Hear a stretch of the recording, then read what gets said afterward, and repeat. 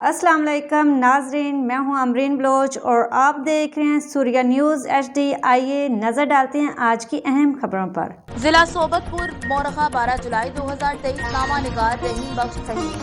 Deputy commissioner صوبت پور captain Fayyaz علی نے کہا کہ محرم الحرام کے موقع پر سیکیورٹی کے تمام تر انتظامات کو حتمی شکل دے دی جا رہی ہے۔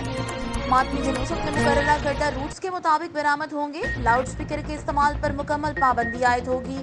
اشتعال انگیزی کرنے والوں کے خلاف سخت قانونی کارروائی عمل میں لائی جائے گی۔ محرم الحرام کے سلسلے میں سیکیورٹی اور دیگر انتظامات کا جائزہ لینے کے حوالے سے منعقدہ اجلاس سے خطاب کرتے ہوئے ڈپٹی کمشنر صوبت پور فیاض علی نے ضروری ہدایات جاری کر دیں۔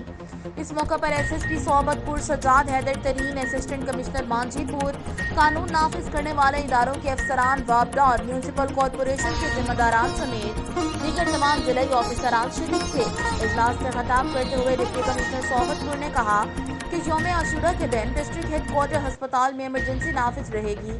ڈاکٹرز اور پیرامیڈیکل سٹاف ماتمی جلوسوں کے ہمراہ ہوں گے، جبکہ میونسپل کارپوریشن کا عملہ ماتمی جلوسوں کے تمام روٹس کی صفائی ستھرائی اور روٹس پر پانی کے چھڑکاؤ کے عمل کو یقینی بنائے گا۔